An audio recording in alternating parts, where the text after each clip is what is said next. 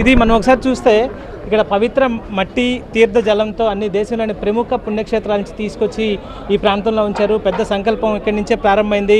ప్రస్తుతం మనతో స్థానిక ఎమ్మెల్యే శ్రవణ్ కుమార్ ఉన్నారు. రాజధాని ఎమ్మెల్యే ఈ ప్రాంతంతో నిత్యం మమేకమై ఉంటారు. సార్, ఎట్లా ఉంది మొత్తం? అఫ్కోర్స్ ఇది రాష్ట్రానికి సంబంధించిన అంశం, ప్రత్యేకించి మీకు చాలా కీలకమైన పాత్ర ఇది. ఎట్లా చూడాల్సింది?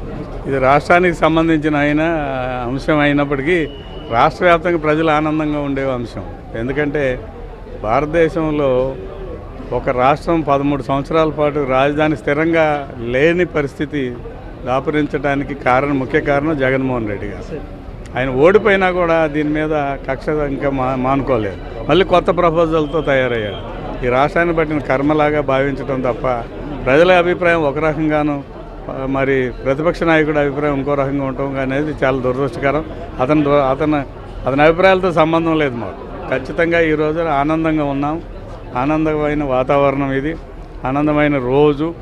ఈ ప్రాంత ప్రజలు చేసిన త్యాగాలతో పాటు ఈ ప్రాంత ప్రజలు పడిన కష్టాలు, నష్టాలు, అవమానాలు అన్నిటికీ చరమగీతం పాడిన రోజు కాబట్టి చాలా సంతోషంగా ఉన్నారు. ఈ మధ్యకాలంలో చూస్తున్నాం, మీరు నిరంతరం గ్రామాల్లో పర్యటిస్తున్నారు, మౌలిక సదుపాయాల ఏర్పాట్ల కోసం పెద్ద ఎత్తున చూస్తారు. సో మరొకసారి బూస్ట్ వచ్చింది అనుకోవచ్చా? జాతీయ స్థాయిలో ఈరోజు జరిగిన చర్చ కావచ్చు, లేకపోతే ఒక్కసారిగా మళ్ళీ అంత ప్రాధాన్యత రావడంలో ప్రభుత్వ పాత్ర కావచ్చు, లేకపోతే అన్నింటినీ ఎలా చూడాల్సిన?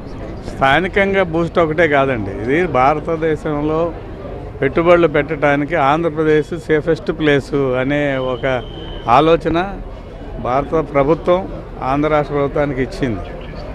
ఆంధ్ర రాష్ట్ర ప్రభుత్వం చేసిన తీర్మానాన్ని సంపూర్ణంగా రాజ్యసభలోను లోకసభలోను ఒక్క పార్టీ మినహా అందరూ సపోర్ట్ చేశారు. అంటే ఈ భారతదేశంలో అమరావతి డిమాండ్ ఎంత జెన్యూనో అర్థమవుతుంది. మరి మళ్ళీ చేస్తాననే మాటకి అర్థమేముంది? ఎన్ని రాజకీయ పక్షాలు ఉన్నాయో ఒక వైసీపీ మినహా అన్ని రాజకీయ పక్షాలు అమరావతికి మద్దతు ఇచ్చారు. కాబట్టి ఇంతకంటే సంతోషకరమైన రోజు వార్త ఏముండదని నేను భావిస్తాను.